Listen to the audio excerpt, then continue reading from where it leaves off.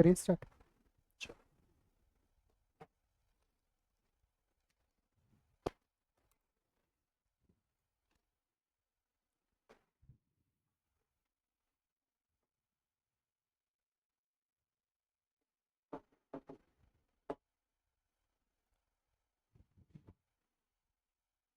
सबसे पहले जो आज हम सब्जेक्ट स्टार्ट कर रहे हैं ये है लॉ। लॉ का मतलब पहले तो देखो आराम से समझते हैं। हम एक कंट्री में रहते हैं। इस कंट्री को चलाने के लिए हर एक चीज के लिए क्या चाहिए? रूल्स। Rules is law. अब एक बात बताओ, हम मेट्रो में ट्रैवल करते हैं। मेट्रो में चीजें सिस्टमेटिक कैसे चलेंगी? जब कुछ रूल्स होंगे। नहीं तो देखो कहीं भी कोई स्प्लिट कर देता है। तो हर चीज को अच्छी तरीके से मैनेज करने के लिए हमें क्या चाहिए होता है? एक लॉ। क्या पहले ये बात समझ आती है? हर एक चीज, आप छोटी सी बड़ी चीज ले लो। चाहे हम इन्वायरमेंट के अंदर सरवाइव करना चाहते हैं तो इन्वायरमेंटल लॉज होते हैं। हमने बचपन से लॉज देखे हुए हैं। इवन हम हमारे घर के अंदर भी रूल्स होते हैं। हमारे मम्मी पापा कहते हैं कि 8 बजे आपको घर आना है, 8 बजे के बाद नहीं। क्योंकि वो आपको मैनेज करना चाहते हैं। तो यानी हमारे हर जगह क्या है? लॉ। लॉ का मतलब सिंपल बोले तो रूल्स एंड रेगुलेशन। क्या पहले इतनी बात समझ आती है? बट हमें यहां पे ये सारे लॉस थोड़ी पढ़ने हैं। हमें यहाँ पे कौन से लॉस पढ़ने हैं? Business law. हमें कौन से लॉ पढ़ने हैं? Business law. अब बिजनेस लॉ का मतलब, सर अब हमें अकाउंट्स पढ़ कर आए हैं, हम कॉमर्स पढ़ कर आए हैं। हमें पता है बिजनेस का मतलब ही क्या होता है? Trade and commerce. यानी सर मैं कोई चीज बेचूं, कोई चीज खरीदूं, तो उस चीज को जब मैं बेच या खरीद रहा हूं तो उस पर क्या लगते होंगे? लॉस। और उसका नाम क्या पड़ गया? Business law. ये हमारा सब्जेक्ट है। क्या हमारे सब्जेक्ट का नाम आपको आ चुका है? आप लिख लो फटाफट से, सब्जेक्ट का नाम क्या हमारा? Business law.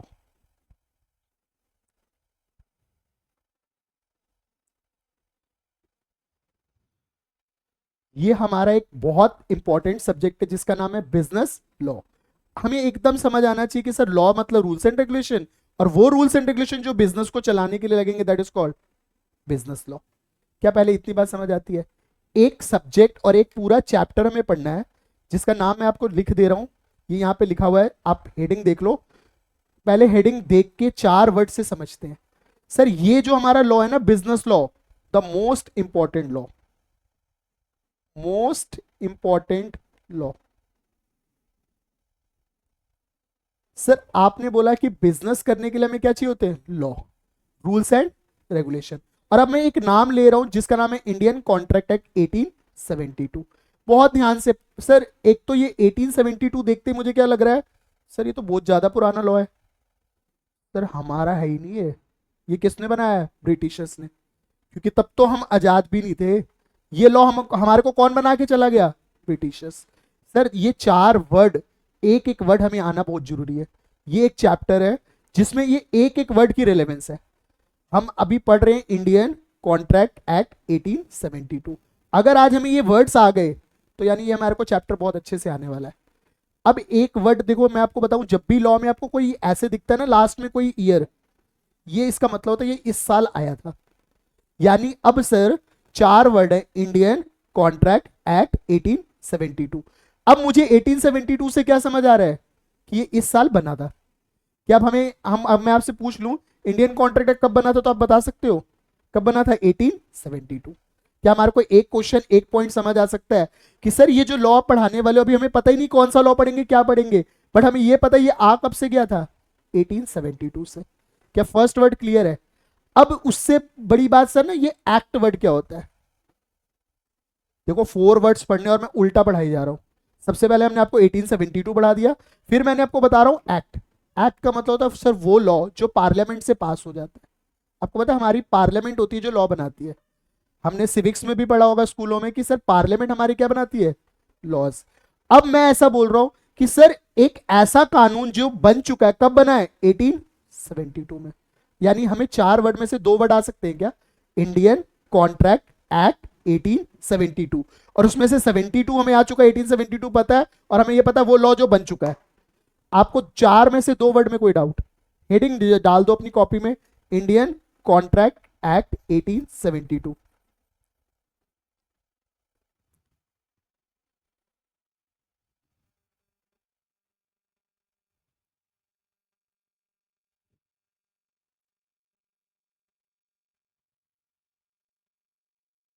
क्या हमारे को दो वर्ड एकदम अच्छे से याद हो चुके और समझ भी आ रहे हैं कि सर एक्ट मतलब कानून और 1872 मतलब उस ईयर में आया था।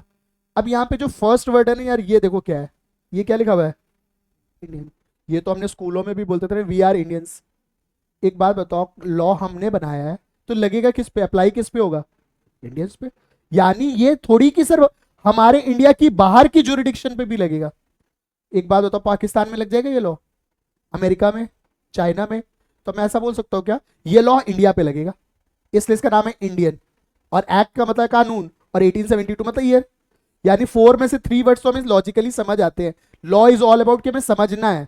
बहुत छोटे छोटे कंटेंट होंगे पर उसे समझना बहुत है। इट्स नॉट लाइक कि हमें बहुत सारा रट्टा मारना है। हमारे देखो एक वर्ड पे हम इतनी देर से लगा रहे हैं कि इंडियन एक्ट 1872। अभी सिर्फ एक वर्ड बीच का क्या रह गया, कॉन्ट्रैक्ट। बाकी तो हमें 4 में से 3 वर्ड समझ आ रहे हैं। क्या हमें ये पता चल गया ये इंडियन मतलब इंडिया की जुरिडिक्शन पे लगता होगा, इंडिया से बाहर पे थोड़ी लगेगा। क्या हम इसको चाइना पे अप्लाई कर पाएंगे, चाइना के अपने लॉज है। अब ये आया कब था, 1872, और ये कानून है इसलिए इसका नाम है एक्ट। कि इतनी बात हमें आ रही है। और ये कौन से लॉ है, बिजनेस लॉ। इतने में कोई डाउट। अब देखो खेलते हैं हम आपके साथ, बहुत ध्यान से। ये कॉन्ट्रैक्ट समझना तो अभी बहुत देर की बात है, कम से कम भी तो हमें इसमें आधा घंटा लगेगा तब जाके हमें ये कॉन्ट्रैक्ट वर्ड समझ आएगा। इससे पहले बहुत कुछ समझना है यार। एक एग्जाम्पल लेते हैं, ये मेरी बुक है, ये एक बिजनेस लॉ की बुक है सीए फाउंडेशन की। मैं इसको बेचना चाहता हूँ 500। क्या नाम है आपका सर, जसकिरत। जसकिरत आप मेरी ये बुक खरीदोगे 500 रुपीज। ऐसे बोल दे, क्या फर्क पड़ रहा है। मैंने इससे पूछा है, मैंने इससे पूछा, क्या पूछा, जसकिरत क्या आप मेरी ये वाली बुक 500 रुपीज में खरीदोगे। क्या मैंने इससे पूछा है। और जसकिरत ने क्या जवाब दिया, 2 बार बोला हाँ जी हाँ जी। इसने हाँ बोली है ना। अब देखो मैं आपको समझाता हूं। मैंने इससे पूछा, मैंने इसे क्या दिया, ऑफर। मैंने इसे क्या दिया कि सर मैं अपनी ये बुक बेचना चाहता हूं, क्या आप खरीदोगे। तो मैंने इसको दिया ऑफर। इसने हाँ बोला, हाँ जी सर मैं खरीद लूंगा। इसने मेरे ऑफर को क्या किया, एक्सेप्ट। थोड़ा तो समझ आ रहा है। मैंने इसको ऑफर दिया, इसने मेरे ऑफर को क्या कर लिया, एक्सेप्ट। यानी सर एक बंदा किसी को ऑफर देता है, जब वो दूसरा बंदा उस ऑफर को एक्सेप्ट कर लेता है तो यार ये एग्री कर रहा है ना। हाँ जी सर मैं आपकी बुक खरीद लूंगा, हाँ जी सर मैं आपकी बुक खरीद लूंगा। इसे बोलते हैं एग्रीमेंट। क्या हमें एग्रीमेंट समझ आ रहा है कि सर जब एक बंदा प्रपोजल देता है, एक बंदा ऑफर देता है और दूसरा बंदा उस ऑफर को एक्सेप्ट कर लेता है, इट बिकम्स एन एग्रीमेंट। अब मैं देखो 10 एग्जांपल दूंगा। आपने अपने दोस्त से बात करी कि यार मुझे शाम को घूमने चलना है, चलेगा। आपने उसे क्या दिया, ऑफर। उसने बोला हाँ मैं चलूंगा। क्या हुआ आपस में, एग्रीमेंट। एग्रीमेंट जैसे ऑफर एक्सेप्ट होता है क्या बन जाता है। मैंने बोला यार मैं ये वाटर बॉटल बेचना चाहता हूं, मैंने क्या दिया, ऑफर। और दूसरे ने उसको एक्सेप्ट किया, क्या बन गया। अब देखो हमारी लाइफ में रोज होता है, आप मोमोज वाले भैया के पास जाते हो, भैया 1 प्लेट मोमोज देना। आपने उसे ऑफर दिया, उसने तुरंत आपको मोमोज की प्लेट दे दी। क्या हो गया आपके बीच में, एग्रीमेंट। मैंने बोला ना लॉ हमारे लाइफ में घूमता रहता है, तो इसलिए पढ़ने में मजा क्यों आएगा, क्योंकि ये सारा कंटेंट हम रोज देखते हैं और हम ना अपने आपस में बात करेंगे तो बोलेंगे भाई एग्रीमेंट हो गया। ये पढ़ाई है। इट्स नॉट रट्टाफिकेशन लाइक कि हम रट्टा मारते रहेंगे और हमारा कोई यूज ही नहीं है। सर अब आप अपने दोस्त के साथ जब बात कर रहे होगे ना तो बोलना भाई ये तूने क्या कर दिया है, एग्रीमेंट। क्या हमारे को एग्रीमेंट समझ आता है। अब देखो मैं आपको एक बात बताऊं, मैंने आपको ऑफर दिया और आपने ऑफर को एक्सेप्ट। ऑफर दिया किसने था, मनप्रीत ने। एक्सेप्ट किसने किया, जसकीरत ने। अब मैं आपको एक लॉ की टर्म सिखाता हूं। देखो जो देता है ना ऑफर या कोई भी काम करे, लॉ में उसे अर बोलते हैं और जिसे मिलता है वो ई होता है। अब मैं ऑफर दे रहा हूं तो मैं क्या बन गया, ऑफर। ऑफर प्लस अर इज इक्वल टू, ये मैं आपको शॉर्टकट दे रहा हूं जिससे सारी टर्म्स खत्म हो जाएंगी, यानी हमें याद नहीं करनी पड़ेगी। जो ऑफर दे रहा है उसे क्या बोलेंगे, ऑफर। और जिसे ऑफर मिलेगा, ऑफरी। क्योंकि मैंने आर और ई की गेम है। जो देता है उसे आर और जिसे मिलता है वो ई। तो ऑफर जो दे रहा है वो क्या बन जाएगा, ऑफरर। जिसको ऑफर मिला है वो क्या बन जाएगा। अब मैं ऐसे बोलूं जो प्रपोजल देगा वो प्रपोजर है और जो मिलेगा जिसे प्रपोजी है। अब देखो स्कूलों में हम पढ़कर आए थे मॉर्गेज, सुना था। अब देखो जो मॉर्गेज करेगा वो मॉर्गेजर, जिसे मिलेगा वो मॉर्गेजी। क्योंकि आर और ई की गेम है तो वो सारी टर्म्स खत्म हो जाएंगी, रट्टा मारना ही नहीं। अब मैं ऐसा बोलूं कि देखो मेरे केस में मैंने ऑफर दिया, किसको ऑफर दिया? जसकीरत को। किस बात का ऑफर दिया? कि मैं अपनी बुक बेचना, आज से मेरा नाम क्या हो गया? ऑफर। जसकीरत का नाम क्या हो गया? अगर मैं ऐसा बोल दूं कि सर एक एग्रीमेंट बनाने में एटलीस्ट दो पार्टी तो फिर चाहिए, अकेले हो जाएगा क्या? पता मैं अपने आप से बात करूं, मैं ये बुक खरीदना चाहता हूं और मैं बुक बेचना चाहता हूँ, इज इट पॉसिबल? तो एटलीस्ट कितने लोग चाहिए? दो। क्या हमारे को इतनी बातें अभी तक समझ आ रही हैं? अभी थोड़ी सी डिटेल में करेंगे तो ये कॉन्ट्रैक्ट मतलब समझ आएगा। यानी अभी मैं बोल रहा हूं एक एग्रीमेंट बनाने के लिए हमें कितने लोग चाहिए? दो। और एक बंदा क्या देता है? ऑफर। और दूसरा बंदा उस ऑफर को क्या कर लेता है? एक्सेप्ट। और जैसे ही एक्सेप्ट कर लेता है ये क्या बन जाता है? एग्रीमेंट। इतना समझ आता है? कई बार अपने दोस्तों से सर ऐसा झूठ बोल देते हो, पहले बोलते हो शाम को घूमने चलेंगे, फिर अपना मन नहीं होता और मम्मी को दोषी बना देते हो, मम्मी मना कर रही है। करा है ऐसा कभी? करता है ना, कि मम्मी मना कर रही है, मम्मी आने नहीं दे रही। अब ध्यान से सुनना, इसने सुबह आपको कहा कि हाँ मैं घूमने चलूंगा, इसने ऑफर दिया, आपने बोला ठीक है चल लेंगे, एक्सेप्ट हो गया, क्या एग्रीमेंट हो गया? शाम को जाता है ये फिर? नहीं। क्या इसने गलत करा? पर क्या आप इस पे कोर्ट केस करोगे? क्या आप इस पे एक्शन लोगे? नहीं ले सकते। हर चीजों पर एक्शन, पर वेट। अब मैंने अपना फोन बेचने का एग्रीमेंट किया, आपसे पैसे ले लिए और अब मैं फोन नहीं दे रहा हूं, क्या अब आप एक्शन लोगे? यानी कुछ केसों इस पे एक्शन लिया जाता है और कुछ पे। अब मैं ऐसा बोलूं, वो वाला एग्रीमेंट, ध्यान से सुनना, वो वाला एग्रीमेंट जिस पे एक्शन लिया जा सकता है इज अ कॉन्ट्रैक्ट। वो वाला एग्रीमेंट जिस पर एक्शन लिया जा सकता है इज अ कॉन्ट्रैक्ट, और जिस पे एक्शन नहीं लिया जा सकता है ओनली एन एग्रीमेंट। तो अब मैं ऐसा बोल सकता हूं agreement enforceable by law is a contract. यानी इनफोर्सेबल का मतलब कोर्ट में जाकर मैं क्या ले सकता हूं? एक्शन। अब ये शाम को घूमने नहीं जा रहा, आप इस पे एक्शन नहीं ले सकते। बट इसने आपका प्लॉट खरीदने की बात है और ये प्लॉट नहीं पैसे दे रहा, आप इस पे एक्शन ले। अब मुझे एक कॉन्ट्रैक्ट का मतलब याद हो गया, an agreement enforceable by law is a contract. क्या हमारे को थोड़ा थोड़ा समझ आ रहा है? वो एग्रीमेंट जिस पर हम लॉ में एक्शन ले सकते हैं इज अ कॉन्ट्रैक्ट। क्या थोड़ा बहुत समझ आ सकता है? अब हमें हेडिंग एटलीस्ट आ रही है, इंडियन कॉन्ट्रैक्ट एक्ट 1872। और अब हम इस कॉन्ट्रैक्ट को क्यों पढ़ रहे हैं बिजनेस लॉ के अंदर? क्योंकि हर दिन यही होता होगा ना, हमने किसी को सामान बेचने के लिए ऑफर दिया होगा, दूसरा बंदा उस ऑफर को क्या करता होगा? एक्सेप्ट। और अगर वो पैसे नहीं देता होगा तो हम कोर्ट में केस करते होंगे। हर दिन हर जगह यही चल रहा है, तूने मेरे पैसे नहीं दिए, मैं क्या करूंगा? एक्शन। तो यानी कि सर कॉन्ट्रैक्ट वो वाला होता है जिस एग्रीमेंट पे हम क्या ले लेते हैं? एक्शन। क्या हमारे को इतनी बात समझ आ गई है? अब एक बार फटाफट से आप ये हेडिंग लिख दो। देखो आपको ना ये सेक्शन नंबर भी याद नहीं करने, ये एग्जाम में आएंगे और ये इसके लिए मैं आपको मंत्र दूंगा, शॉर्टकट दूंगा, सब याद होंगे, क्योंकि हमें एग्जाम में एमसीक्यू में टिक लगाने हैं कि कौन से में क्या है, वो सब मैं याद कराऊंगा। बट अभी आप ये लाइन लिख दो सिर्फ, agreement enforceable by law is a contract. और ये लाइन आपको लिखनी तब है जब आपको आ चुकी हो, कि आपको ये लाइन आ चुकी है कि कॉन्ट्रैक्ट क्या होता है? Agreement enforceable by law is a contract.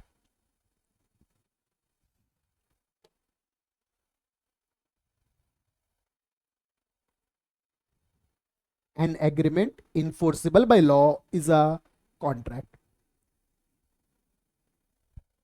और इनफोर्सेबल के नीचे आप लिख सकते हो जिस पे हम एक्शन ले सकते हैं। इनफोर्सेबल के नीचे लिख दो जिस पे एक्शन ले सकते हैं।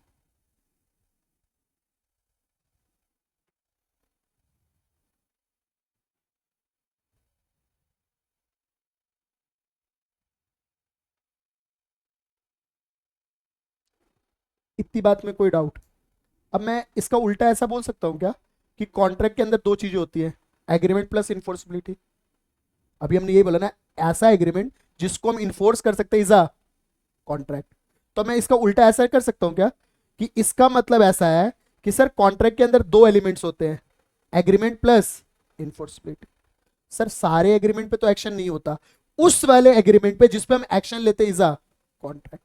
तो आप लिखो इसके अंदर दो पॉइंट्स है, agreement plus enforceability is equal to contract. Agreement plus enforceability is equal to contract.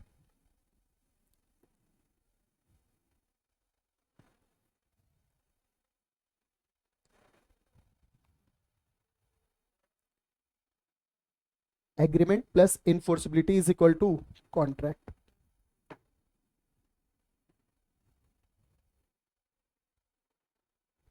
इतना समझ आता है? अब रह क्या गया? एग्रीमेंट। ये तो मैंने समझा दिया वैसे एग्रीमेंट क्या होता है, बट लॉ की लैंग्वेज में भी एग्रीमेंट का मतलब कुछ होगा। देखो अभी तो हमारे को मजा क्या आ रहा है कि हमें कॉन्ट्रैक्ट की लॉ की डेफिनेशन भी समझ आ गई है। वो वाला एग्रीमेंट जिस पर हम एक्शन ले सकते हैं इज अ कॉन्ट्रैक्ट। क्या यही हमने लाइन लिखी भी है? ये मैंने नहीं बताई, ये लॉ की लैंग्वेज है। तो हमें लॉ की लैंग्वेज अभी से समझ आनी चाहिए कि वो वाला एग्रीमेंट जिस पर हम एक्शन ले लें इज अ कॉन्ट्रैक्ट। अभी तक तो इतना क्लियर है। अब देखो हमें सब सिर्फ एक वर्ड आना जाना चाहिए कि सर ये एग्रीमेंट क्या होता है। अब ये मैंने लाइन आपको अभी लिखवा दी, कॉन्ट्रैक्ट का मतलब एग्रीमेंट प्लस इन्फोर्सिबिलिटी। ये लाइन तो हमें समझ भी आ रही है, एमसीक्यू आएंगे हमारे, तो हमारे को आएगा तो हम टिक लगाएंगे। इतना आसान होता है ना कि हम टिक लगाते जाते हैं, हमें ऑप्शंस में अपने आंसर ढूंढने हैं। हमें वो चार ऑप्शन देख के ये कंफ्यूज होने का टाइम नहीं है, हमें ये देखना है यार हमारा वाला कौन सा है। तो हमें ऐसी पढ़ाई करनी है कि हमें आंसर्स खुद पता हो।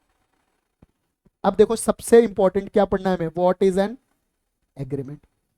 अब एक बात ध्यान से सुनना, जैसा मैं पूछ रहा हूं, सर अब मेरा फोन खरीदोगे, खरीद लोगे, कितने पैसे देगा? 50,000। इसने मेरे को क्या दिया है? एक्सेप्टेंस ऑफर तो मैंने दिया है। वादा, प्रॉमिस, पिंकी वाला, पिंकी प्रॉमिस कर रहा है। क्या कर रहा है ये? वादा। एक वादा मैं भी तो कर रहा हूं, ये मुझे 50,000 देगा तो मैं इसको अपना फोन दूंगा। क्या हम दोनों ने एक दूसरे से वादा किया है? वादे को इंग्लिश में क्या बोलते हैं? प्रॉमिस। अब एक बात ध्यान से सुनना, मेरा वादा इसके वादे पे टिका हुआ है, इसका वादा मेरे वादे पे टिका हुआ है। अबे भाई ये मुझे 50,000 देगा तब मैं फोन दूंगा, मैं फोन दूंगा तो ये, क्या हम दोनों का रिश्ता, हम दोनों की एक बात एक दूसरे की बात पे टिकी हुई है, एकदम आराम आराम से मजे मजे में। अब एक बात बताओ, वादा बोल, मैं वादा कर रहा हूं, मैं भी कर रहा हूं वादा। प्रॉमिस और सेट ऑफ प्रॉमिस, क्या एक वादा या एक से ज्यादा वादा? प्रॉमिस और सेट ऑफ प्रॉमिस, प्रॉमिस और set of promise, forming consideration for each other. इन दोनों, हम दोनों के बीच में क्या बन रहा है? कंसीडरेशन। तू मुझे ये देगा तो मैं तुझे ये दूंगा, अगर तू नहीं करेगा तो मैं भी नहीं करूंगा, मैं नहीं करूंगा तो तू भी। अब मैं देखो बोलता हूं एग्रीमेंट खत्म हो गया। एग्रीमेंट का मतलब था प्रॉमिस और set of promise, forming consideration for each other is an agreement. क्या हमें एग्रीमेंट समझ आ रहा है? प्रॉमिस और set of promise, forming consideration for each other. अब बीच का कंसीडरेशन क्या है? ये मुझे 50,000 दे रहा है और मैं इसे फोन दे रहा हूं। क्या हमारे को इतनी बात समझ आती है? अब देखो हम धीरे धीरे धीरे कहां आ रहे हैं, कॉन्ट्रैक्ट से हमने नीचे आए एग्रीमेंट, और वो वाला एग्रीमेंट जिस पे एक्शन लिया जा सकता है क्या बनता है? कॉन्ट्रैक्ट। बस हमारे को ये पता होना चाहिए, वो वाला एग्रीमेंट जिस पे हम एक्शन ले सकते हैं वो बनता है कॉन्ट्रैक्ट। और अब हमें एग्रीमेंट का मतलब पता है, वादा या वादे जो एक दूसरे पे टिके हुए हैं, और इसी को इंग्लिश में बोलते हैं प्रॉमिस और set of promise, forming consideration for each other. लिख लो पहले यहां तक, फिर इसको हम समझेंगे और आगे। यहां से लिखना है every promise and set of, every set of promise forming consideration for each other is an agreement.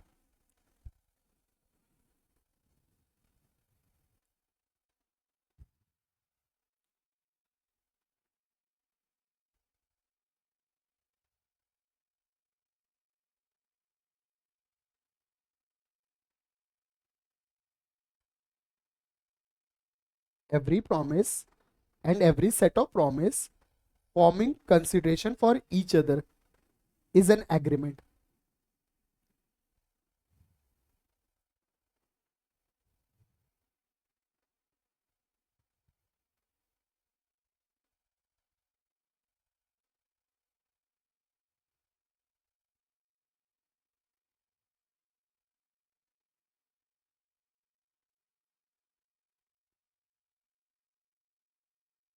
इतने में कोई डाउट?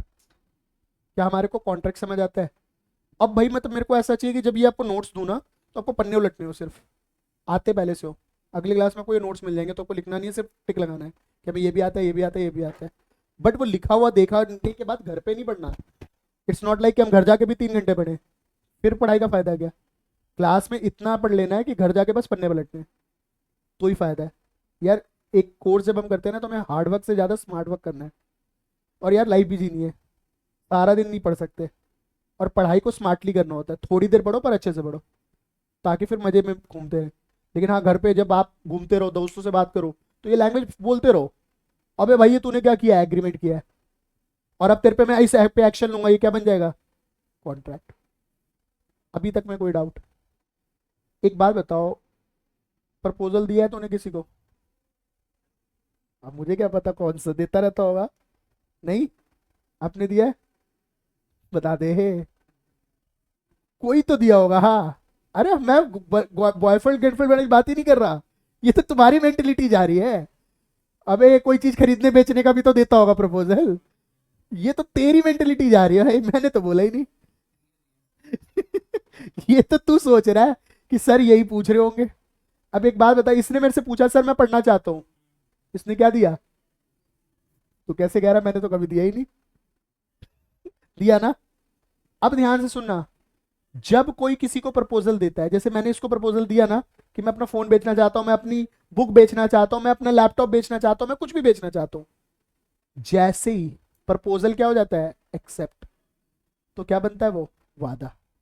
यार अब तो समझो ना, हम कहते हैं ना तू मेरे से शादी करेगा, उधर से जवाब आता है हाँ करेंगे, तो बोलते हैं ना वादा, कहते हैं वादा। अब देखो हम तोड़ कैसे रहे, हमने सबसे पहले पढ़ा कॉन्ट्रैक्ट, कॉन्ट्रैक्ट का मतलब हमने क्या पढ़ा, एग्रीमेंट इन्फोर्सेबल बाई लॉ। तो अब मुझे ये एग्रीमेंट भी मतलब पता होना चाहिए था। अब एग्रीमेंट पढ़ते समय हमने बोला प्रॉमिस और set of promise forming consideration for each other, तो अब मुझे किस वर्ड का मतलब पता होना चाहिए, प्रॉमिस। तभी तो हमारी पूरी हायरार्की कंप्लीट हो जाएगी। ये जैसे प्रॉमिस आ गया खत्म हो जाएगी हायरार्की, क्योंकि अब हमें तीनों डेफिनेशन आ गई। अब मुझे सिर्फ एक डेफिनेशन समझनी रहेगी, क्या, प्रॉमिस।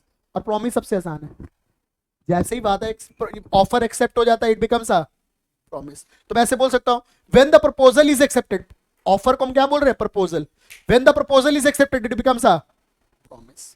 क्या हमारे को इतनी बात समझ आती है, when the proposal is accepted it becomes a promise, खत्म। और ये हमारी डेफिनेशंस भी खत्म हो गई, तीन डेफिनेशन आज की खत्म भी हो गई।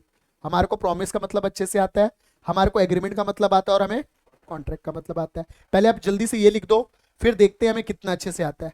A proposal when accepted becomes promise, बस इतना सा।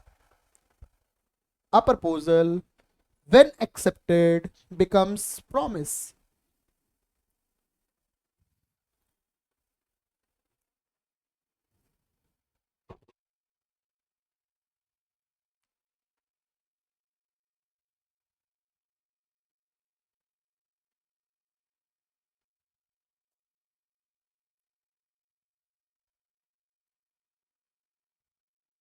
क्या हमारे को तीनों बातें समझ आ रही है? लॉ कौन सा पढ़ रहे हैं हम, बिजनेस लॉ। अभी तक देखो हमने आधा घंटा पढ़ा, पर आधे घंटे में जो हमें पढ़ा हमें 1 मिनट में रिवाइज होना चाहिए। अब हम पढ़ कौन सा लॉ रहे हैं, बिजनेस लॉ। बिजनेस लॉ के अंदर चैप्टर का नाम कौन सा पढ़ रहे हैं, Indian contract act 1872। 1872 is the year, act means law, और हमने पढ़ा इंडियन यानी इंडिया पे अप्लाई होता है। अब कॉन्ट्रैक्ट का मतलब क्या है, एग्रीमेंट इन्फोर्सेबल बाय लॉ, और एग्रीमेंट का मतलब क्या है, एवरी प्रॉमिस और set of promise forming consideration for each other is a agreement. अब हमें वर्ड क्या पढ़ा बाद में, फिर लास्ट में प्रॉमिस। प्रॉमिस का मतलब क्या था, when the proposal becomes accepted it becomes a promise. आप एक बार अपने नोट्स देखो, क्या पहले आपको इतनी बात अच्छे से समझ आ चुकी है?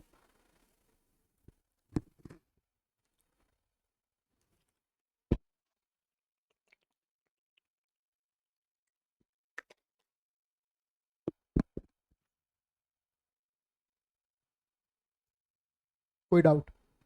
कि एकदम सिंपल है। अब मेन पंगा पता क्या रह गया, कि एग्जाम में आएगा कि सर एग्रीमेंट कौन से सेक्शन में डिफाइंड है, हमें सर प्रॉमिस कहाँ पे डिफाइंड है, और कॉन्ट्रैक्ट कहाँ डिफाइंड है। अब ये ना रट्टा मारना बड़ा मुश्किल हो जाता है कि सर कौन सा सेक्शन कौन से में डिफाइंड है, पर ये एमसीक्यू में है तो एमसीक्यू में हमें बताना है। इसके लिए देखो मैंने आपके लिए ना शॉर्टकट्स बना रखे हैं। पूरे लॉ में हर चीज के शॉर्टकट्स होते हैं, एक तरीका होता है, एक लॉजिक होता है, एक मंत्र होता है, इसको मैं मनप्रीत मंत्र बोलता हूँ।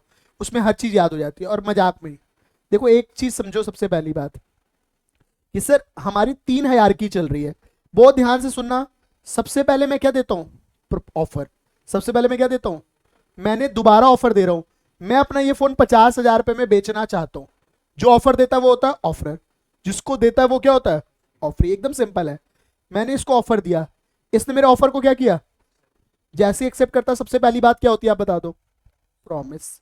अब हमें सब आता है, प्रॉमिस जब हम दोनों एक दूसरे से कर लेते हैं तो क्या बन जाता है, एग्रीमेंट। क्या हमारे को यह भी पता है, और वो वाला एग्रीमेंट जिस पर हम एक्शन लेंगे क्या बन जाता है? तो मैं ऐसा बोल सकता हूं कि हायरार्की में 1 2 3 है। सबसे पहले प्रॉमिस होता है, फिर एग्रीमेंट होता है, फिर क्या होता है? कॉन्ट्रैक्ट। आप बोल रहे हो सर सेक्शन कब बताओगे, नंबरिंग भी तो आनी चाहिए, वो भी कराऊंगा ना। देखो यार, काऊ की आवाज सुनी आपने? कैसे करती है? करके दिखा दे। काऊ कैसे करती है? बता दे। कभी तो सुना होगा तूने। कि इसके घर में काऊ है। इंस्पायर्ड है। अब देखो ध्यान से, काऊ करती है भै। काऊ कैसे करती है? भै। सुना है, से कई बार करती रहती है। नहीं सुना आपने? घर जाके यूट्यूब पे चेक करियो काऊ कैसे करती है। अब मैं क्या पढ़ा रहा हूँ? लॉ। अब मुझे लॉ को कनेक्ट भी तो करना है। अब ये जो काऊ करती है ना भै, ये तीनों सेक्शंस हैं। अब देखो एक बात बताऊं, डेफिनेशन हमेशा सेक्शन 2 में होती है, और उस पे लगता है अगला पॉइंट, तो 2 क्लॉज बी लगेगा, फिर लगेगा 2 क्लॉज ई, और फिर लगेगा 2 क्लॉज एच। अब सबसे पहला क्या था? प्रॉमिस। तो उस पे क्या लगेगा? 2 क्लॉज बी। उसके बाद क्या लगेगा? 2 क्लॉज ई। फिर कौन सा लगेगा? 2 क्लॉज एच। यानी देखो मजाक मजाक में तीनों सेक्शन भी याद हो गए। काउ कैसे करती है? बै। अब हमें बोलेंगे B for promise, E for agreement, H for contract. तीन सीक्वेंस में इसलिए बताया, सबसे पहले क्या होता है? प्रॉमिस। उसके बाद क्या होता है? उसके बाद क्या होता है? और अब हमें तीनों के सेक्शन अपने आप याद हो गए, और वो एमसीक्यू अपने आप टिक हो जाएंगे। अब हमारे एग्जाम में लिखा होगा कि कॉन्ट्रैक्ट का सेक्शन कौन सा है, तो हम जल्दी से ढूंढेंगे 2 क्लॉज एच। इतनी फास्ट चाहिए, रट्टे वट्टे नहीं, दिमाग फास्ट रखना है। अब हमें एग्रीमेंट मिलेगा, हम जल्दी से क्या ढूंढेंगे? 2 क्लॉज ई, क्योंकि बी ई एच है। क्या आपको ये बी ई एच समझ आ रहा है? तो ये मजाक के साथ साथ कॉन्सेप्ट भी क्लियर होने चाहिए। अब देखो हम ऊपर जो छोड़ कर आए थे वो अब हमारे ऑटोमेटिक कवर हो गए। हमने हर जगह सेक्शन नंबर छोड़ दिया था। देखो हमने ये बी छोड़ दिया था, 2 क्लॉज बी, ये अब हमारा ऑटोमेटिक कवर हो गया। उसके बाद हमारा एग्रीमेंट अपने आप ऑटोमेटिक 2 क्लॉज ई कवर हो गया, और हमारा इसके ऊपर देखो कॉन्ट्रैक्ट अपने आप 2 क्लॉज एच कवर हो गया। यानी हमें मजाक मजाक में ये तीनों अपने आप याद हो गए। अब आप लिखो फटाफट से, ये लिखो बी ई एच।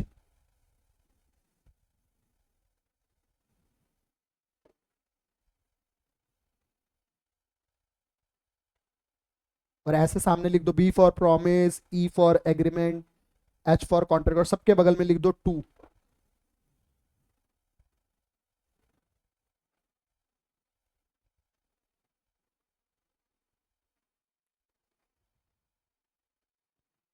अब हमें कम से कम आज की क्लास में इतना याद रहेगा कि सर हमें एग्रीमेंट कौन से सेक्शन में, ये भी पता है, सेक्शन की डेफिनेशन भी याद है, कॉन्ट्रैक्ट किस में ये भी पता है, वो याद भी है, और प्रॉमिस भी। क्या आज की क्लास में 3 डेफिनेशन डन है विद सेक्शन? सेक्शन नंबर अब हमारे एमसीक्यू हो जाएंगे। और मजे की बात है, एग्जी में ये पूरा चैप्टर है, एग्जीक्यूटिव में ये सेम चैप्टर है हमारे कोर्स में। बस फर्क क्या आ जाएगा, अभी एमसीक्यू है, वहां रिटर्न में होगा। तो ये चैप्टर को इस सिर्फ ईटी के लिए नहीं पढ़ने का, एग्जी के लिए भी है। और ये एग्जी में 10 10 नंबर, 15 15 18 नंबर का भी आता है। तो ये एक जीआईजेल पढ़ोगे आप, एक सब्जेक्ट होता है जीआईजेल, उसके अंदर ये पूरा एक चैप्टर है, सेम ही पढ़ना होता है। इसलिए करो ऐसा पढ़ो कि सर एग्जी में मजा आता रहे। क्यों? अब आप जब बच्चे पढ़ोगे ना, वो बच्चे टेंशन में होंगे, अभी ये याद नहीं हो रहा, आपको पहले से याद होना चाहिए। तो ET is a base, base strong हो, जैसे 11th 12th में कहते थे 11th इज अ बेस, वहां यूज हुआ नहीं हुआ, पर यहाँ तो पूरा होगा। अभी इतने में कोई डाउट? क्या हमें याद हो पाएगा? अब ये घर जाके दोबारा रट्टा मारना है। अब हमें सेक्शन नंबर याद है, 2 क्लॉज ई किसके लिए है, एच किसके लिए है, बस देख लो। अब मैं बी पूछा ही नहीं। तो हमें एक गाय की आवाज, गाय की आवाज तो तूने सुनी नहीं थी, अब सुन ली। कैसे बोलती है? मैं। मैंने सुना गाय ऐसी बोलती है मैं। तो मैं से मैंने कॉन्सेप्ट ढूंढा। पता है एक प्रोफेशनल का काम क्या होता है, जैसे बीइंग अ लॉ, तो मुझे ना हर चीज में लॉ ही दिखता है। कहीं कुछ भी हो रहा हूँ, मैं सोचता हूँ इससे कॉन्सेप्ट क्या निकलेगा। अब देख गाय क्या कर रही थी मुझे नहीं पता, पर मैंने कॉन्ट्रैक्ट का 3 सेक्शन निकाल लिए। अब मेरे को याद करना भी आसान है और बच्चों को याद कराना भी आसान है। तो मेरा काम ये नहीं है कि आपको जो दिया है बस उसको सुना दूं, वो याद करने की क्या दे दूं, ट्रिक्स, जिस ट्रिक से आपको वो लॉ एकदम इजी लगे और मजेदार लगे। बट आपको भी अपने पढ़ने में ये यूज करने का है, क्योंकि जब आप ऐसे करोगे ना तो आपको लॉ बहुत समराइज लगेगा, और आसानी से पेपर क्लियर हो जाएगा। इतने में कोई डाउट? अब देखो मैं आगे बढ़ता हूं। ये देखो सेम मैंने कर दिया था, यहाँ पे जो आपको लिखा हुआ था यही, B E H, B E H, और साथ में क्या लग रहा है 2। टू, और जब भी हम इसको डेफिनेशन पढ़ते हैं तो ऐसे बोलते हैं, two clause B, two clause E, two clause H. Done है। अब देखो एग्जाम्पल्स ले रहे हैं, आप एग्जाम्पल ध्यान से सुनना। जैसे मैंने यहाँ मोबाइल फोन का एग्जाम्पल दिया, इन्होंने एक टीवी का एग्जाम्पल दिया। अब मुझे एक बात बताओ, ए ने ऑफर दिया है, देखना मत, आप अपना दिमाग लगा के बताओ, ए ने ऑफर दिया, ए क्या, ए को हम क्या बोलेंगे? ऑफर। वेरी गुड, देखो आपके सामने लिखा हुआ है, ए को हमने क्या बोला, और जिसको मिला ऑफर वो क्या होगा? अब देखो रट्टा थोड़ी मारा हमने, पर अब हमारे दिमाग क्लियर है। अब जितने एग्जाम्पल जहां मिल जाए, तूने किसी लड़की को प्रपोज किया, तू क्या बन गया? अब देख कितनी तेजी से निकला है, वो क्या बन गई? अब देखो हमारा एग्रीमेंट कितना फास्ट है। अब तूने मेरे से पढ़ने के लिए बोला, तू क्या बन गया? मैं क्या बन गया? अब हम ये रट्टा थोड़ी मार रहे। अब हमारी लाइफ में ना, जिंदगी में ये बात हमेशा याद रहेगी, ये ऑफर है, ये ऑफर है, ये ऑफर है। और ऐसा नहीं इस डेफिनेशन में हर बार। अब आप कोई भी डेफिनेशन ले लोगे ना, आर और ई की गेम में खत्म हो जाएगी। मॉर्गेज, लीज पे जब हम डालते हैं कोई चीज, हम किराए पे लेते हैं तो लेसर लेसी, जो देगा वो अर, लेसर जिसको मिलेगा वो लेसी। तो बहुत सारी डेफिनेशन ऐसी खत्म हो जाएंगी। सिर्फ एक चीज याद रखनी, आर और ई। इतना डन है। अब देखो ध्यान से, यहां पे ए ने ऑफर क्या दिया मिस्टर बी को, कि मैं तुम्हारी टीवी खरीदना चाहता हूं, कितने में? 10,000 रुपए में। तो इसके ए को क्या मिलेगा? 10,000 रुपए। बी को क्या मिलेगा? टीवी। तो क्या ये दोनों ने वादा किया, ये कह रहा ओके, ये भी कह रहा ओके, तो अब इसी को हम एग्रीमेंट बोल रहे हैं। क्यों? क्योंकि एवरी प्रॉमिस और set of promise forming consideration for each other. अब देखो डेफिनेशन के यूज भी हो रहा है साथ साथ। समझ आ सकता है क्या अभी तक में? कोई डाउट? याद हो गया इतना? ये हमारा 1 से 2 पेज था मॉड्यूल का, जिसमें हमने वो जो आपका मॉड्यूल आया हुआ है, एक दिन मॉड्यूल से दिखाऊंगा, तो ये आपके 2 पेज थे जो हमने अभी पढ़े। क्या 2 पेज हमारे को पूरे याद हो गए? अब बढ़ते हैं आगे। अगर मैं सिंपली से एक वर्ड और सुनना, एक आज वर्ड पढ़ाने वाला हूं, ये 10 मिनट लगेंगे इस पे भी।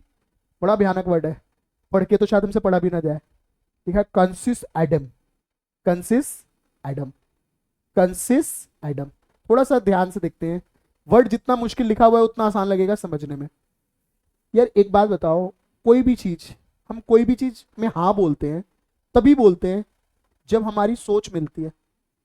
एक बात बता, मैं ये फोन बेचना चाह रहा हूं, ये लेना भी तो चाहे, तभी तो हमारे बीच में क्या होगा? एग्रीमेंट।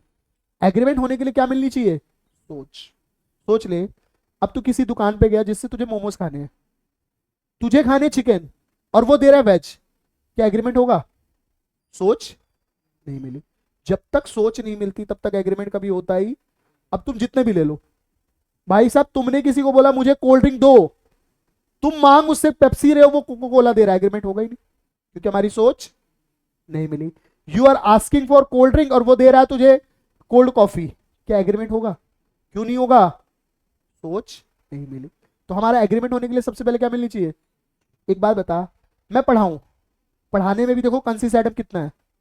यार एक बात बताओ, टीचर हमेशा ऐसा सोचता है, मतलब जब मैं पढ़ता था ना मुझे भी, और आज मैं पढ़ाता हूँ तब भी, ऐसा टीचर हमेशा सोचता है कि वो बहुत अच्छा पढ़ा रहा है।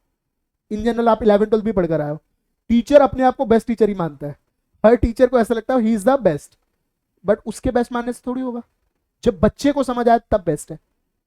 देखो टीचर अपनी तरफ से बहुत मेहनत करके समझा रहा है, टीचर को ऐसा लग रहा है सब आ रहा है, पर जब तक बच्चे को क्लैरिटी नहीं है तब तक कंसिस एडम, क्योंकि हम दोनों का माइंड मीट ही, मैं जहां तक आपको समझाना चाह रहा हूं अगर आपको वहां तक पहुंचे ही नहीं तो मीटिंग ऑफ माइंड नहीं है।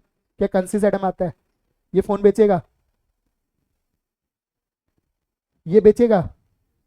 क्या बोला मैंने इसमें? ये मैं तो इसकी बात कर रहा था, कॉपी की। कंसिस एडम होगा क्या? नहीं, मैंने ऐसे बोला था।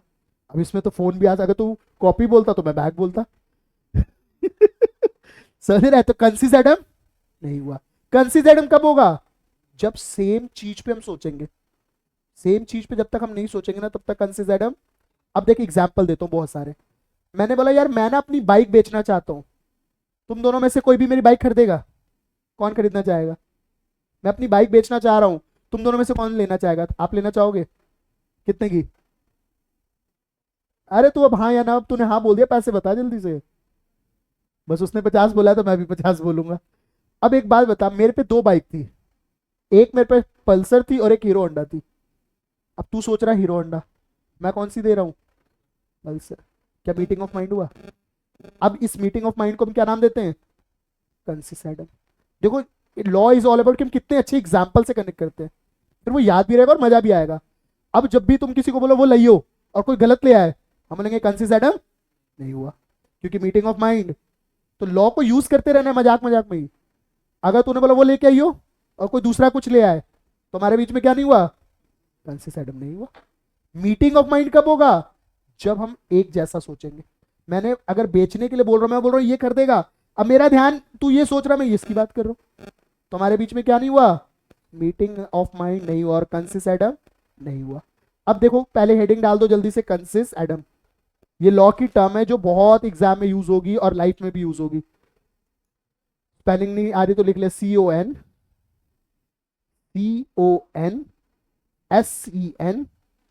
CONSENSUS, CONSENSUS space AD space IDEM। इसका मतलब क्या है, मीटिंग ऑफ माइंड। लिख दो फटाफट से, meeting of mind, meeting of mind, meeting of mind. अब ध्यान से सुनना, पहली ये चीज तो अब आपको समझ आ गई है। मीटिंग ऑफ माइंड का मतलब एट अ सेम सेंस, जो इतने सारे एग्जांपल दिए सेंस की बात थी कि मैं फोन बोल रहा हूं तो आप भी फोन समझ रहे हो, मैं पल्सर बोल रहा हूं तो आप भी पल्सर समझ रहे हो। मीटिंग ऑफ माइंड में हमें एट अ सेम सेंस तो समझ आ गया। अब प्रॉब्लम किसकी है, एक नया कॉन्सेप्ट। चलो मैं आपको ना इसके लिए एक वेब सीरीज की बात बताता हूँ। देखो लाइफ में कुछ भी देखते रहो, सब जगह लॉ ही है। मेरे तो क्या, मूवी में भी देखने जा रहा हूँ तो भी मुझे लॉ ही दिख रहा है, मैं वेब सीरीज देख रहा हूँ, नेटफ्लिक्स देख रहा हूँ तब भी मुझे लॉ ही दिख रहा है। अब मैंने ना एक वेब सीरीज देखी, अब ध्यान से सुनना। वेब सीरीज में ना एक लड़का था और एक लड़की थी, वही सेम कहानी। लड़की ने लड़की ने लड़के ने लड़की को ऑफर दिया, वही वाला प्रपोजल जो तू सोच रहा था। किस बात का प्रपोजल, कि मैं तेरे से शादी करना चाहता हूँ। लड़की ने सेम डायलॉग मारा, अब्बा नहीं मानेंगे, मतलब पिताजी नहीं मानेंगे, तो बात खत्म हो गई। क्या लड़के ने ऑफर दिया था, लड़की ने उस ऑफर को एक्सेप्ट अभी नहीं किया। अब पता है क्या हुआ, ये स्टोरी पूरी वेब सीरीज में देखी मैंने, 30 ईयर्स के बाद दिखाई कहानी।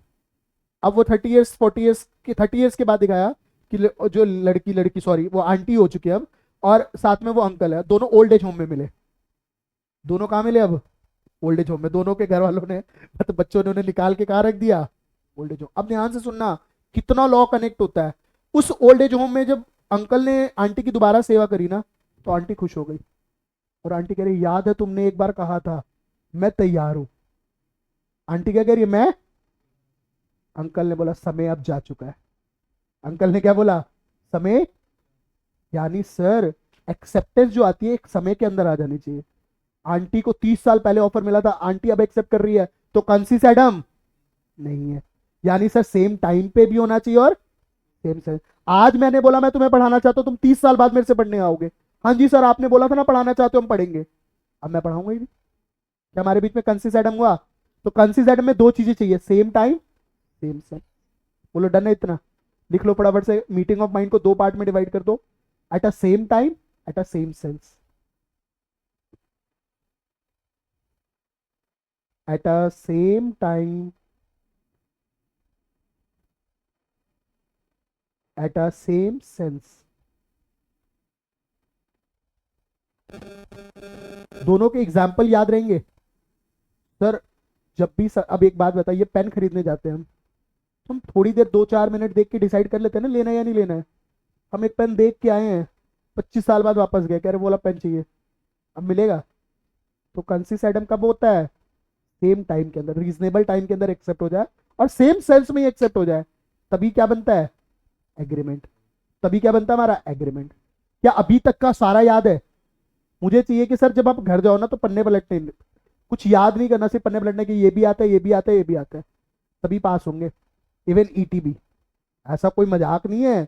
आपको लगे ईटी भी सारे पास हो जाता, तो मैं बता दूं, अभी पिछले बैच में हमारे 45 बच्चे थे, 45 में से 36 ही पास हुए, 9 नहीं हुए पास। जो सच है वो सच है, 9 बच्चे पास नहीं हुए।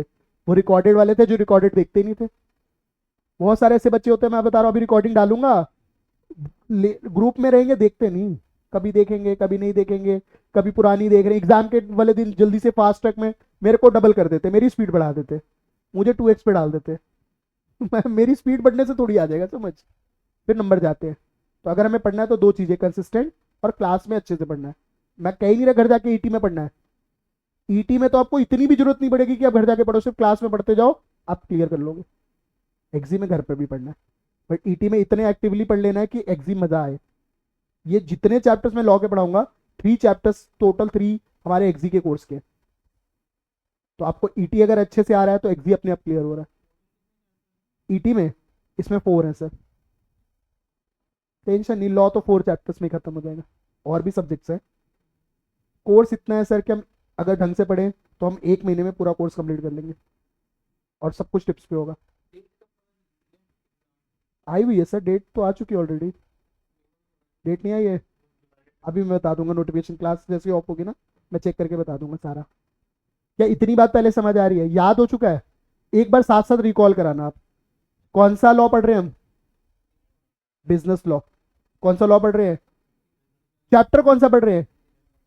18, 1872 is the year, act is a law, Indian मतलब इंडिया पे अप्लाई होता है। कॉन्ट्रैक्ट की डेफिनेशन कहां दी हुई है?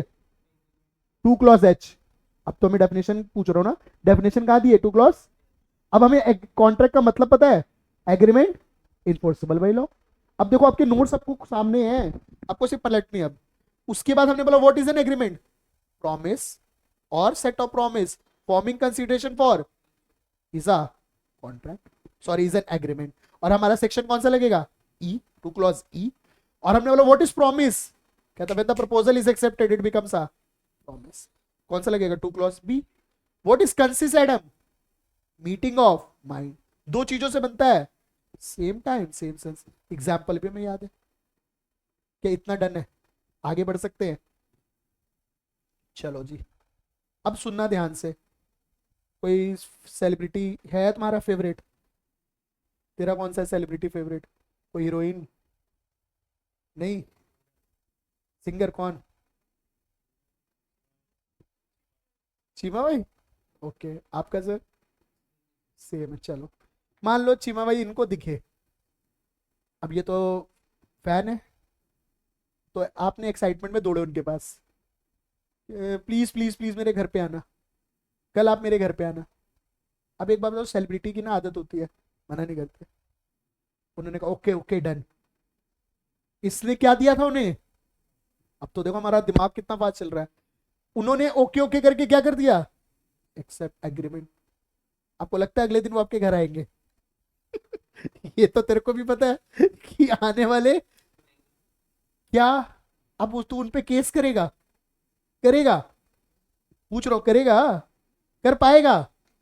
यानी ये वाला एग्रीमेंट कॉन्ट्रैक्ट बनेगा ही नहीं। इसी को बोलते हैं डोमेस्टिक एग्रीमेंट, इसी को बोलते हैं सोशल एग्रीमेंट, वो वाला एग्रीमेंट जो कॉन्ट्रैक्ट बनता ही। अब एग्जाम्पल और, यार मेरे साथ तो ऐसा हुआ, तुम्हारे साथ पता नहीं हुआ नहीं हुआ। जब मैं 10th में था ना, मैं बहुत वीक बच्चा था, बहुत ही वीक। पता नहीं तुम तो इंटेलिजेंट हो, पता नहीं, मैं तो बहुत वीक था। लाइक मेरी 9th में कम पार्ट आई थी, और साइंस में तो मुझे साइंस पसंद नहीं थी ना, तो मेरी साइंस में 9th में कम पार्ट आई थी। और मेरे घर वालों ने ऐसा बोला कि मनप्रीत देख, अगर तू 10th में 80% ले आता है तो हम तेरे को, उस समय मेरे को लैपटॉप चाहिए था, तो वो कह रहे तेरे को लैपटॉप ले देंगे नया विद प्रिंटर। मेरे को ऐसा था मैं स्टोरी राइटर बनूंगा, तो मुझे उन्होंने ऐसा वादा किया, और मेरे 82 लाख आ भी गए, पर लेके नहीं दिया उन्होंने। अब तू बता मैं केस कर दूं? उसके बाद दोबारा हुआ मेरे साथ, फिर मेरे को उन्होंने बोला अच्छा 12th में तेरे 80 आ गए तो तेरे को बुलेट लेके देंगे। मेरे गलती से 12th में भी आ गए, पर उन्होंने तब भी नहीं लेके दी। फिर उन्होंने मेरे को बोला मनप्रीत एक काम कर, एक बार में फर्स्ट अटेम्प्ट में पूरी CS कर जा, तेरे को जो बोलेगा वो लेके देंगे। मेरे गलती से वो भी हो गई। अब मैंने बोला ले दो। अब कह रहे अब तो तू कमा और ले ले। क्या ये हमारे बीच में 3 बार एग्रीमेंट हुए, पर क्या ये एग्रीमेंट पे एक्शन ले सकते हो, इन्फोर्सेबल है? तो मैं ऐसा बोलूं क्या, वो एग्रीमेंट जिस पे इन्फोर्सेबल होता है वो तो कॉन्ट्रैक्ट है, और जो नहीं होता वो सोशल और डोमेस्टिक है। सोशल डोमेस्टिक एग्रीमेंट पे ही रुक जाता है। देखो मैं ऐसे बोलूं, एक अच्छा बच्चा और एक नॉर्मल बच्चा, अच्छा बच्चा आगे एग्रीमेंट से कहा जाता है कॉन्ट्रैक्ट पे, और नॉर्मल बच्चा एग्रीमेंट पे रुक जाता है। तो कुछ है, हर बात पे एग्रीमेंट तो होते हैं। अब हर एग्रीमेंट कॉन्ट्रैक्ट नहीं होता, तो वो लाइन देखो, हमें समझ भी आ रही है। वही वाले एग्रीमेंट जिस पर हम एक्शन लेते थे वो क्या बनता था, कॉन्ट्रैक्ट। बाकी तो सिर्फ क्या रह जाते थे, और वो हम क्या बोल रहे हैं, सोशल और डोमेस्टिक। और जो एक्शन लेने वाला होता तो उसे बोलते थे लीगल एग्रीमेंट, क्योंकि वो लॉ वाले एग्रीमेंट है। अब देखो, हम अपने दोस्तों से रोज बोलते रहते हैं, आज शाम को घूमने चलेंगे, आज शाम को मोमोज खाने चलेंगे, नहीं जाते तो कोई एक्शन नहीं होता, क्योंकि कौन से एग्रीमेंट है, सोशल और डोमेस्टिक, इस पे कोई एक्शन। अब देखो यार, ये वाला एग्जाम्पल तो मेरा फेवरेट है ना, तो मैंने बनाया भी। एक तो देखो ये वाला, ये तो मेरा फेवरेट था कि मेरे घर वालों ने ऐसा करा, आपके घर वालों ने भी करा, तेरे घर वालों ने कहा ऐसा तेरे को कि 12th में अच्छे नंबर ला, बाइक लेके देंगे, ऐसा कुछ? कितने परसेंट रखे थे? हाँ, अच्छा तेरे भी 80 थे, सेम टू सेम। तेरे आपके भी रखे थे सर? तो तू तो पास हो गया अच्छे नंबरों से, लेके दिया, लग रहा है लेके देंगे, ये तो खुशी से। फोर्स कर पाएगा तू? पर लॉ लॉ में फोर्स कर पाएगा? कोर्ट लेके जाएगा उन्हें? नहीं ले जा पाएगा। तो सर ये तो फोर्स इमोशनल फोर्स है, ये लॉ में कंसीडर नहीं होती। मैं 2 दिन खाना नहीं खाऊंगा, 2 दिन रोटी नहीं खाऊंगा, हमारे ऐसे रोऊंगा, मुंह बना के बैठ जाऊंगा, ये सब इमोशनल है, लॉ में से कंसीडर। अब देखो ये एग्जाम्पल आपके सामने है, पापा ने बच्चे को बोला if you clear C I will give you a bike. बेटे ने बोला ओके। आपको लगता है लेके देंगे? मेरे साथ तो 3 बार फ्रॉड हुआ है, मेरे को 3 बार उन्होंने बोलते रहे हाँ कर देंगे, फिर कह रहे अब तो तूने को बनवा दिया ना, अब तो खुद कर ले। क्या आप ये समझ पा रहे हो कि ये कैसे एग्रीमेंट है, सोशल और डोमेस्टिक? एक और एग्जांपल देखो, यहाँ पे हमारी कैटरीना मैम दिखी, और इसने बोला, ये आदमी है, ये कह रहा है, इसने देखा, कह रहा है अरे कैटरीना जी कल मेरी बेटी की शादी, आप आओगे? भाई साहब, इस कैटरीना ने बोल दिया यस यस, व्हाई नॉट। अब बेचारे भाई अंकल ने पूरी घर पे तैयारी कर ली। अब सोचो सेलिब्रिटी आ रही है तो कितना अरेंजमेंट अलग करा, भाई सब बढ़िया से बढ़िया 5 स्टार कुक बना लिए, सब मंगा लिया, खर्चा कर दिया, 10 लाख रुपए लगा दिए, और कैटरीना जी नहीं आई। अब ये अंकल इस पे केस करना चाहते हैं, बताओ कर सकते हैं क्या? नहीं, क्योंकि कैसे एग्रीमेंट है, सोशल और डोमेस्टिक। क्या हमारे को इतनी बात समझ आ सकती है? अब मैं ऐसा बोलूं, एग्रीमेंट 3 तरीके के होते हैं, सोशल, डोमेस्टिक और लीगल। लीगल वाले कॉन्ट्रैक्ट बनते हैं, सोशल डोमेस्टिक वाले वहीं रह जाते हैं, और सोशल डोमेस्टिक पे कोई एक्शन। अब देखो डेफिनेशन का मतलब ही समझ आ रहा है, वो एग्रीमेंट जो लॉ में इन्फोर्स होती थी वही कॉन्ट्रैक्ट है। अब ये वाली चीजें कॉन्ट्रैक्ट में इन्फोर्स, यार ऐसे तो रोज ही कितने एक्शन होते हैं, सोचना तू घर से निकलता है 10 लोगों को झूठे वादे करता है, अभी आ रहा हूँ भाई 2 मिनट में, पक्का आ रहा है, हाँ हाँ आ रहा हूँ, उसके बाद तो गोली देके गायब। क्या हम रोज रोज ये लॉ रोज यूज करते हैं? तो लॉ भी कह रहा है इस पे एक्शन, इसलिए देख कोई एक्शन लेता भी नहीं। पर एक बार करके देख कि 5,000 का सामान ले रहा हूँ, अभी पैसे देता हूँ, फिर नहीं दे रहा हूँ, अब देख फिर कैसे तेरे पे केस होगा। कि हमें लॉ इसलिए पढ़ाया जा रहा है क्योंकि लॉ ही ऐसा सब्जेक्ट है जो हमारी डेली लाइफ में यूज होता है, और जब आपको लॉ पता होता है ना तो आप इसको बहुत यूज करते हो। जब हमें लॉ पता होता है ना तो हम इसीलिए कहते हैं सर एडवोकेट्स, इसीलिए सीएस, इनको थोड़ा अलग से क्यों पूछते हैं लोग, क्योंकि ये तुरंत 2 प्रोविजन लगा देंगे, तभी तो मजा है। अब तू घूमते फिरते देख, तू घूम रहा है, पुलिस वाले ने तेरे को रोक लिया, मान ले ट्रैफिक लाइट वाले ने, तो उसको बोल दे चल हट, तेरी परमिशन, तेरी ऑथोरिटी ही नहीं है, क्योंकि एज पर जो ट्रैफिक रूल्स है उसमें भी किसकी अथॉरिटी किसकी नहीं है हमें पता है, तो हम उसको ही बल्कि डरा देंगे कि रुक तेरे पे ही बल्कि इतने का फाइन होगा। पर हाँ, नॉर्मल जो पब्लिक है वो क्या करती है, तो डर के उसको क्या दे देती है, ब्राइब दे देती है।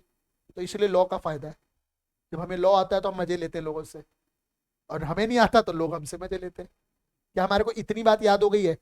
अब देखो जल्दी से एक काम करने वाले हैं, पहले तो ये लिख लो फटाफट से कि सर 2 तरीके के एग्रीमेंट होते हैं, सोशल डोमेस्टिक, और साथ में एक लिख दो लीगल। सोशल डोमेस्टिक और स्लैश करके लिख दो लीगल। सोशल डोमेस्टिक और लीगल।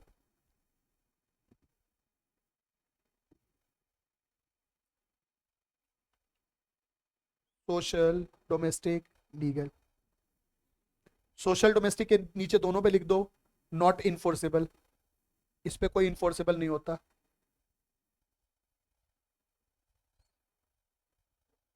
लीगल पे क्या होता है, इन्फोर्सेबल।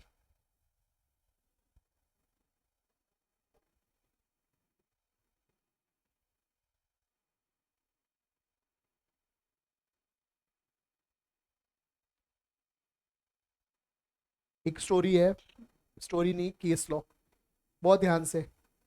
एक केस लॉ का नाम देखो क्या है, बेल्फोर वर्सेस बेल्फोर। पता है क्यों ऐसे लॉ पढ़ने पड़ रहे हैं हमें? क्योंकि ये सर अभी हमने याद करो इंडियन कॉन्ट्रैक्ट एक्ट 18 हमारा लॉ है, ब्रिटिशर्स का है। देखो इतने एडवांस रहने का, अगर हमारे होते तो हमारे तो नाम भी ऐसे होते हैं, राम प्यारी ऐसी कुछ, या चोमू वर्सेस चोमी। हमारे इंडियन नाम तो ऐसे ही होते हैं यार, मतलब पंजाबियों में भी अलग होते हैं और इंडियंस के अलग होते हैं। हमारे बेल्फोर तो किसी का नहीं नाम होगा। ये किस कहाँ का नाम है? अब देखो कहानी बहुत मजेदार है, बड़ी इंटरेस्टिंग कहानी है। पता है केस लॉ जब पढ़ेंगे ना तो इसके मजे अलग ही हैं। ये है तो देखो बाहर का केस लॉ, पर हरकतें इंडियन वाली हुई है। अब ध्यान से सुनना क्या हुआ। एक लड़की थी जो मिसेस बेल्फोर है, और आदमी था जिसका नाम है मिस्टर बेल्फोर। शादीशुदा है तभी तो मिस्टर और मिसेस है, बेल्फोर इनका क्या है, सरनेम है। अब ध्यान से सुनना क्या कहानी बनी। मिस्टर बेल्फोर ना अपनी कंट्री से बाहर जा रहा था फॉर वर्क, बेचारा काम करने कहीं जा रहा था। मिस बेल्फोर ने बोला मैं जाने नहीं दूंगी, क्योंकि अब मैं जब जा रहा हूँ, मतलब तू तो जा रहा है, मेरा खर्चा कौन चलाएगा? तो मिस्टर बेल्फोर ने बोला टेंशन ना ले, हर महीने मैं तुझे कुछ पैसे दूंगा, मैं हर महीने कुछ पैसे भेजता रहूंगा। कह रही वादा? उसने कहा वादा। क्या हो गया इन दोनों के बीच में? एग्रीमेंट। कॉन्ट्रैक्ट नहीं, क्या हो गया इनके बीच में? एग्रीमेंट। क्या हमारे को इतनी तो अब देखो हमें दिमाग चल रहा है कि बेल्फोर के साथ क्या कर लिया, वादा। अब क्या हुआ ध्यान से सुनना, बहुत कहानी खराब है भाई साहब। मिस बेल्फोर ने क्या किया, इसी के दोस्तों के साथ चक्कर चला लिए। किसके साथ चक्कर चला लिए? इसी के दोस्तों के साथ। अब ये बात किसको पता चल गई? मिस्टर बेल्फोर को। अब मिस्टर बेल्फोर ने गुस्से में पैसे भेजने बंद कर दिए। मिस बेल्फोर कह रही है तुझे पैसे तो देने पड़ेंगे। इसने इसको कहाँ ले गई? कोर्ट में। कहानी समझ आती है? देखो कहानी कितनी इंटरेस्टिंग थी कि बेल्फोर ने, मिसेस बेल्फोर ने मिस्टर बेल्फोर पे चीट किया और उसको और कहाँ ले गई? कोर्ट में। लॉ कहता है, कोर्ट कहता है ये एग्रीमेंट लीगल वाला है ही नहीं, ये तो प्यार मोहब्बत में बात हुई ना कि मैं तुझे इतने पैसे भेजूंगा। तो ये कौन सा एग्रीमेंट था? सोशल और डोमेस्टिक। और सोशल डोमेस्टिक इन्फोर्सेबल नहीं है। अब देखो हमारा अगर हमें कॉन्सेप्ट आता है तो कहानी अपने आप आती है। क्या बेल्फोर वर्सेस बेल्फोर समझ आया? कि बेल्फोर वर्सेस बेल्फोर में ये डिसाइड हुआ कि जो सोशल एग्रीमेंट होते हैं वो इन्फोर्सेबल नहीं होते। और देखो हमने ये पहले लिख लिया है कि सोशल और डोमेस्टिक वाले इन्फोर्सेबल। अब केस लॉ का नाम जल्दी से लिख दो बस नीचे, बेल्फोर वर्सेस बेल्फोर। हाँ मजाक थोड़ी कर रहा हूँ, जो कहानी है वो थोड़ी गलत बताऊंगा, पर इसकी भी ना अलग अलग है। जैसे जो रियल मॉड्यूल्स है उसमें यही लिखा है, पर जो आजकल की बुक्स आ रही है ना उसमें थोड़ा बहुत ना इसको कहानी को मैनिपुलेट कर देते हैं, वो प्रॉपर चीट नहीं बताते। अब मैं सोचो ऐसा कुछ तो नहीं है कि जो बच्चों को नहीं पता, तो रियलिटी यही है। केस लॉ थोड़ी मैं अपने मन से बता सकता हूँ। यहाँ पे इन्होंने लिख दिया था मिस्टर बेल्फोर इल हो गया है, बट रियलिटी ये है कि उसने उसको चीट किया था। सिर्फ केस लॉ का नाम लिखना है, बेल्फोर वर्सेस बेल्फोर 1999, सॉरी 1919, 1919। भाई इतना याद हो चुका है वैसे पक्का? भाई पूछ लूं? अब देखो कम से कम ये 10 एमसीक्यू है हमारे, 10 एमसीक्यू तो आज की क्लास में हो जाने चाहिए। और देखते हैं 10 में से 10 किसके आ सकते हैं। थोड़ी सी कोशिश करनी है बस, जिसको आता है हैंड रेज करना बस। इंडियन कॉन्ट्रैक्ट एक्ट कौन से ईयर में आया? 1872। तेरे को भी आता था तो 1 काउंट कर रहे हैं। एग्रीमेंट की डेफिनेशन कहाँ दी हुई है? एग्रीमेंट की डेफिनेशन कौन से सेक्शन में? 2E इसने दे दी। कॉन्ट्रैक्ट की डेफिनेशन कहाँ दी हुई है? 2H। प्रॉमिस की कहाँ दी हुई है? 2B। प्रॉमिस की डेफिनेशन थी क्या? प्रॉमिस की definition, when the proposal become accepted it is a promise. Consensus ad idem का मतलब क्या था? दो जगह से होता था, same time same sense. Sir 3 तरीके के एग्रीमेंट होते हैं, सोशल और डोमेस्टिक वाले इन्फोर्सेबल होते हैं या नहीं होते? नहीं होते। और लीगल वाले होते हैं, यस। और जो एग्रीमेंट कॉन्ट्रैक्ट की डेफिनेशन क्या है? Agreement plus enforceability. देखो हमारे को तो डन है, इतना याद है पक्का। इधर को सबसे ज्यादा क्या याद रहा है कि प्रपोजल बिकम एक्सेप्टेड। सिर्फ वही याद हो रहा है। और बेल्फोर वर्सेस बेल्फोर की कहानी तो यही याद है बस। यार ये वाला अगर तुम कराओगे ना तो ज्यादा सही लगेगा। देखो मैंने पढ़ाया ना, अब मैं आपसे एक चीज एक्सपेक्ट करता हूँ कि जितना हमने पढ़ा उसको यूज करके एक डिफरेंस सीखे। अब थोड़ा थोड़ा ट्राई करते हैं। देखो मैं ऐसा बोलता हूँ कि 5 हैं, 4 5 है, 2 तो आप बता ही सकते हो। पहला तो देखो मेरे को लगता है सेक्शन का डिफरेंस बता सकते हो। एग्रीमेंट कौन से सेक्शन में था? 2E। Agreement 2E। कॉन्ट्रैक्ट कौन से में था? देखो एक डिफरेंस तो हमें खुद आता है। लिखो फटाफट से डिफरेंस डालो, और जो हम लिखते जाओ फटाफट से। दो पार्ट में डिवाइड कर दो, एक साइड लिख दो एग्रीमेंट, एक साइड लिख दो कॉन्ट्रैक्ट।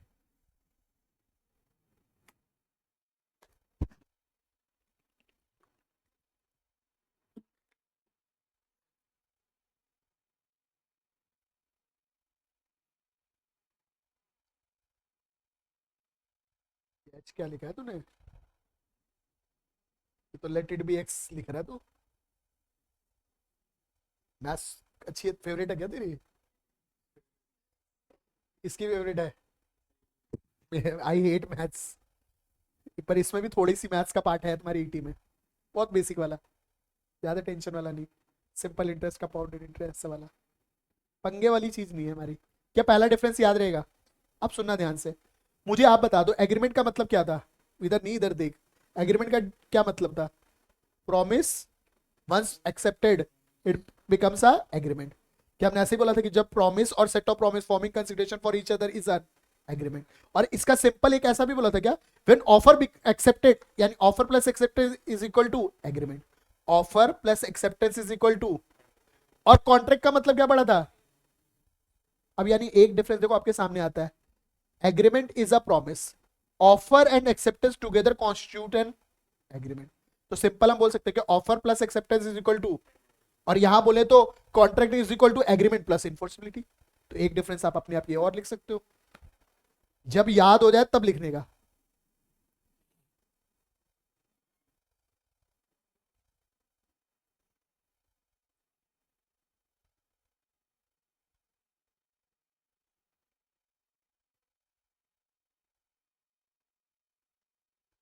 देख के लिख ले, नहीं आ रहा तो।